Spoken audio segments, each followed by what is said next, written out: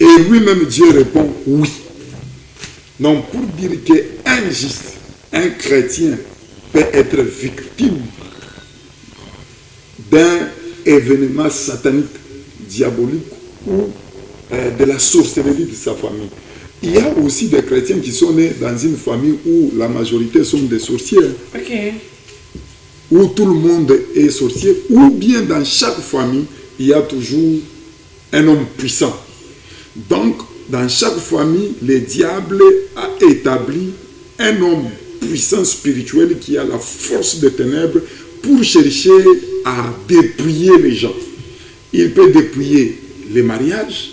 Tu vas constater qu'il y a des sœurs, même dans l'église, toute une famille, ils prient depuis longtemps, mais ils n'ont pas le mariage. Il y a aussi des familles où ils prient, mais ils vivent toujours la pauvreté. De génération en génération, ils sont toujours dans le cycle de la pauvreté. Voilà, maintenant, Dieu ici pose la question au prophète, un grand prophète, prophète majeur, pour lui dire, et le butin du puissant lui sera-t-il enlevé? La capture faite pour un juste lui sera échappée? Et Dieu répond oui. Donc pour dire que nous vivons parfois, on nous a dépouillés déjà par le monde des ténèbres. Il y a aussi des pasteurs jusqu'à aujourd'hui, il a tout, mais le mariage c'est un problème. Voilà, merci beaucoup l'homme des dieux. Nous parlons sur ces deux points très captivants, très importants. Oui. Nous parlons du mariage.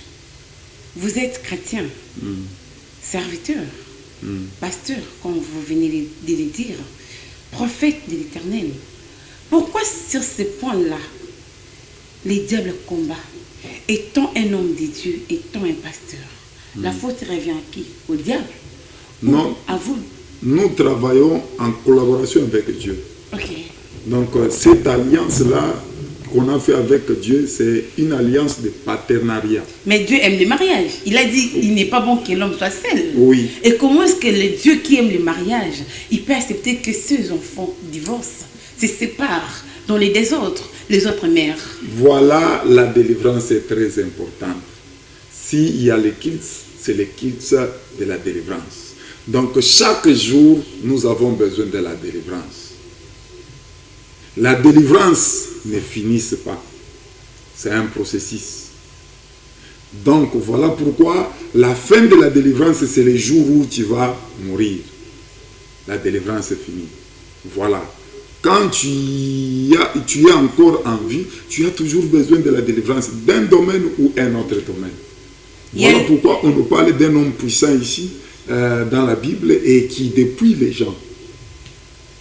Il peut dépouiller les finances, il peut dépouiller le mariage. Il y a des familles où on a déjà sacrifié le mariage par un grand-parent qui a déjà, pour avoir peut-être le pouvoir coutumier, pour avoir un poste, pour avoir un succès, pour avoir l'argent, il a sacrifié le mariage de toute sa postérité. L'homme de Dieu, il y a de ceux qui nous suivent maintenant, qui se disent, mais moi j'ai passé par la délivrance. Quand on parle de la délivrance, là, de quelle délivrance que vous parlez? Vous faites allusion quoi? Parce que les autres qui disent, les gars qui n'ont le sambo, là qui pon abisso, avant ton banana. Oui. Mais vous insistez sur la délivrance. Il se pose peut-être des questions de quelle délivrance que l'homme de Dieu voulait encore nous parler ce soir. Oui.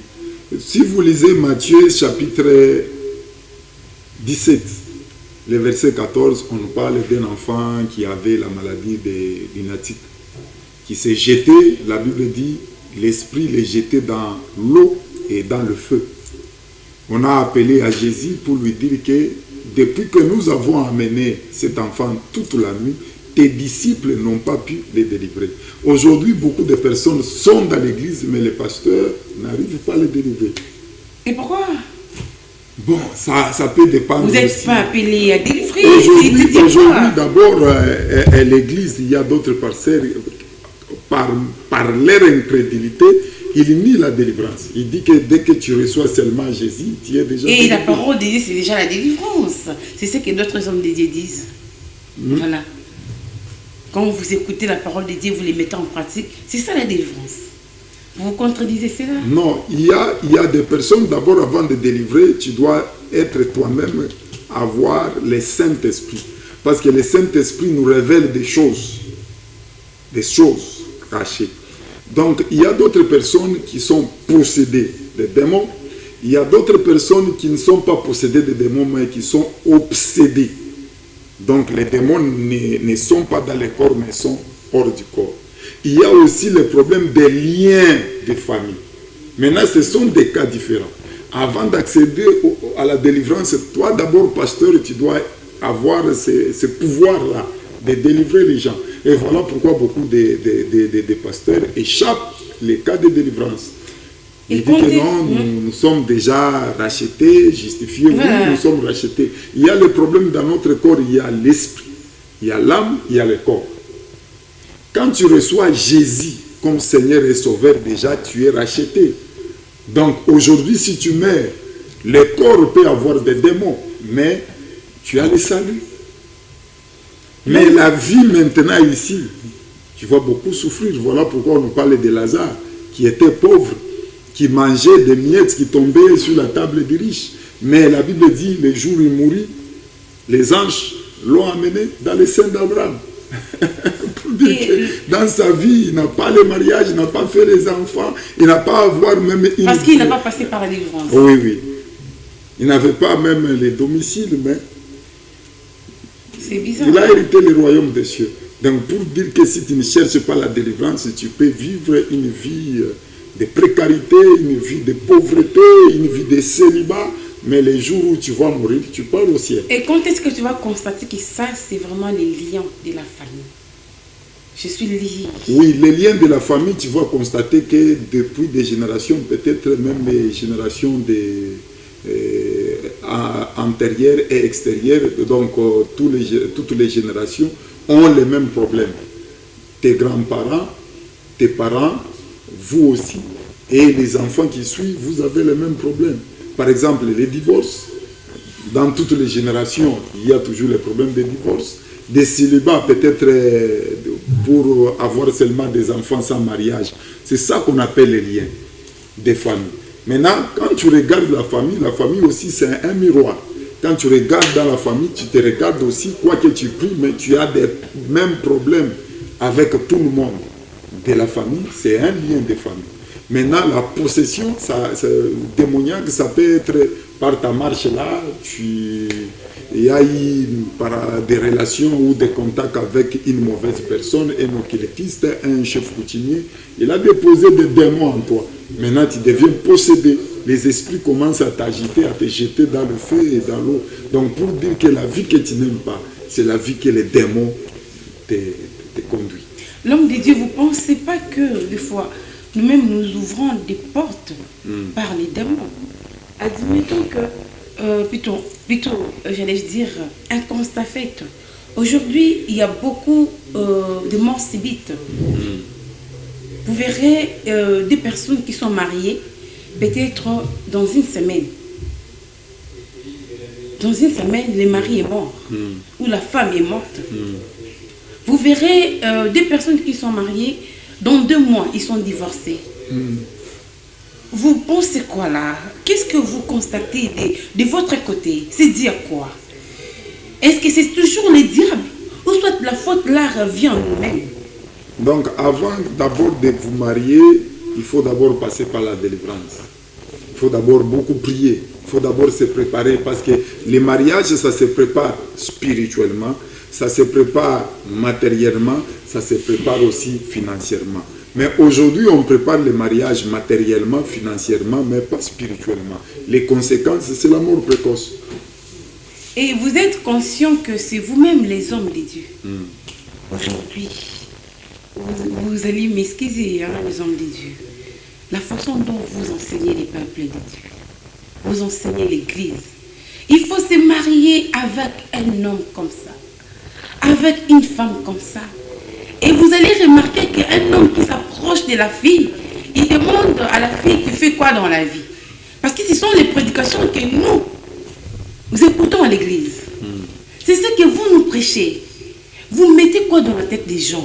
Est-ce que vous montrez d'abord la spiritualité ou soit vous montrez les intérêts personnels? Les intérêts qui n'est pas égal ou soit égaux à Dieu. Vous ne pensez pas que la faute là revient en vous? Non. encadreurs, nos pasteurs, nos apôtres, les prophètes. Oui. Bon, les problèmes aussi est tous les deux côtés, même pour les fidèles et pour aussi d'autres pasteurs, pas tous les pasteurs. Il ne faut pas généraliser parce qu'il y a d'autres des enseignements. La femme qui ne travaille pas, elle ne peut pas être épousée. L'homme qui ne travaille pas, voilà. Mais le Dieu là, qui a mis cette personne à côté de toi, est-ce qu'il ne sait pas que cette personne sera bonheur pour la personne? Le mariage d'abord est spirituel. Aujourd'hui, nous regardons toujours la facette matérielle. C'est là où il y a le problème. Or, la Bible dit dans Galates 6, celui qui sème la chair, moissonnera la chair. Celui qui sème l'esprit, moissonnera l'esprit. Le mariage est d'abord à 100% spirituel. C'est vrai ça? Oui. Donc, quand tu veux épouser, il ne faut pas se limiter à la beauté. Il ne faut pas se limiter à l'intelligence de la personne. Il ne faut pas limiter à ce que la personne a. Il faut chercher d'abord à connaître cette personne-là spirituellement. Aujourd'hui, il y a aussi des hommes, il y a des femmes qui ont beaucoup d'argent, qui sont intelligents, mais il est occultiste. Il est dans une loge mystique. Mais il a l'argent, il a tout. Il y a aussi des filles qui ont l'habitude de faire des rituels. Moi, j'ai rencontré beaucoup de filles qui ont fait des pratiques de rituels pour avoir des hommes qui ont une grande aura, qui a des chances, qui a des opportunités. Mais la fille là, elle pratique le fétiche pour avoir un homme qui a beaucoup d'argent. Or, quand tu pratiques le fétiche pour avoir un homme d'argent, tu ne dois pas avoir un homme de Dieu qui a l'argent. Ou bien un garçon là qui a l'argent que Dieu a béni, qu'un homme que Dieu a béni. Tu vas recevoir ce que tu as semé. Tu as semé par le fétiche, tu dois récolter maintenant un sataniste qui a beaucoup d'argent. C'est ça. Fermons d'abord la parenthèse sur le point mariage. Parlons des finances. Vous avez dit il y a beaucoup de gens, beaucoup des enfants de Dieu qui sont les victimes aujourd'hui. Mais c'est toujours les hommes de Dieu qui nous prêchent en disant si vous respectez vos dîmes, vous donnez vos offrandes et vous serez épargnés. C'est ça la délivrance déjà. Je ne sais pas, qu'est-ce que vous direz, que direz-vous partant de ça? Si vous donnez des offrandes, des dîmes, vous êtes déjà délivrés. Donc à quoi bon de chercher encore la délivrance financière? Oui, la Malachie, c'est la porte, oui, aussi de la délivrance financière, mais on se limite seulement par donner. Okay. Mais il y a de l'argent malhonnête. De l'argent, une fille qui sort avec un homme marié, sa femme est en train de maudire chaque jour, tout ça, c'est déjà l'argent de malédiction. Et donc, vous prenez ça à l'église, non? On met les offrandes sur ça, n'est-ce pas? Non, moi je parle sur l'enseignement. Okay. Moi je parle sur l'enseignement. Okay. Et l'enseignement, il ne faut pas se limiter. Quand tu donnes la dîme, tu seras béni. Le problème aussi, c'est la source. L'argent là, tu l'as eu dans quoi? Dans le travail ou bien dans la voie malhonnête? C'est ça le problème.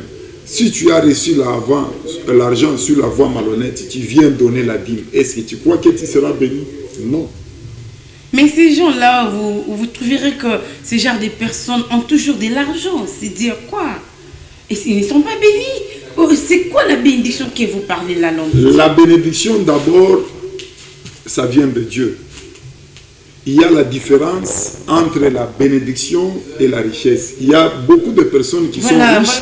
Voilà, nous voulons ouvrir cette parenthèse. Oui, il y a beaucoup de personnes qui sont riches, mais qui sont maudites. Comment ça? Je suis déjà riche. Donc, je n'ai pas quitté. Non, il y a l'argent de fétiche, il y a l'argent de magie, il y a aussi l'argent malhonnête. Tout c'est l'argent. Aujourd'hui, il y a des filles qui ont des maisons, qui ont des voitures, qui travaillent quelque part. Moi, je connais une fille qui travaille maintenant quelque part là, je refuse de citer, dans une grande société. Et elle a eu ça. Elle est mariée, elle est sortie avec un homme marié. Et cet homme-là lui a donné un grand poste. Voilà, maintenant, aujourd'hui, elle a un grand poste, un grand salaire, elle roule beaucoup de voitures. Donc, elle a des richesses. Elle est mariée, mais elle sort.